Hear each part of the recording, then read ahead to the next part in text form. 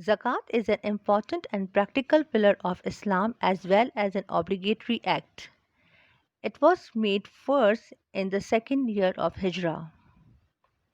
Zakat in the light of Quran and perform salah and give zakat and bow down yourself with obedience to Allah. Zakat is an act of worship performed through giving away of a specific amount of one's wealth as commanded by Allah. The Holy Prophet ﷺ describes zakat as wealth taken from the rich and distributed among the poor. It is a wealth tax paid by Sahib Nisab, Muslim, and its aim is to improve the conditions of the poor people.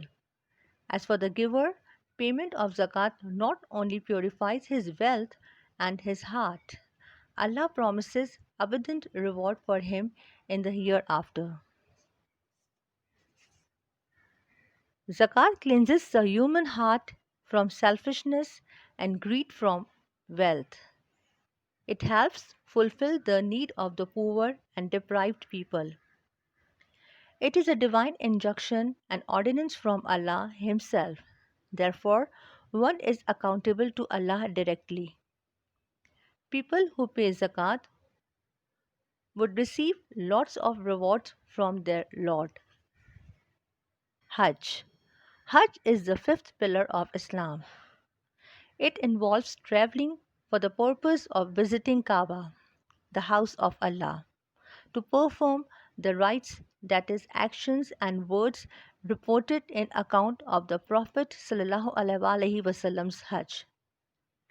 It is obligatory on every Muslim, male and female, who can afford perform it at least once in his or her lifetime. It is tough and rigorous ibadat worship, that is why it is obligatory to perform Hajj only once in a lifetime. Hajj is the largest annually occurring pilgrimage in the world in which people having similar objectives and similar religious thought put on the same clothing and perform all the ritual together without any discrimination of caste, color, creed, or status. The pilgrims are considered Allah's guests, as the Holy Prophet say, pilgrims and those performing Umrah are Allah's guests, their prayers are answered and their supplications for forgiveness are granted. Hajj is one of the best deeds a person can perform in his life.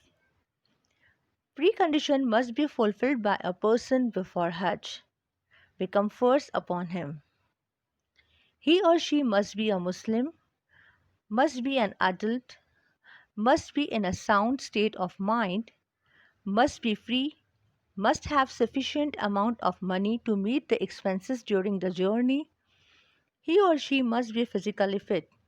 For female, it is compulsory to perform Hajj along with her mahram. If a person is financially capable but too old, weak, or is suffering from disease which will make him unable to perform Hajj, then he should assign someone else to perform Hajj on his or her behalf at his or her expenses. As for a person who had died before performing the obligatory Hajj, then his or her heirs must assign someone to perform Hajj on behalf of the deceased person. All the expenses in this regard must be paid from the property of the deceased person.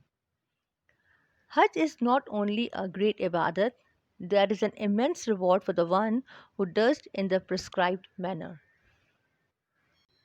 I hope you all have understood the basics of this topic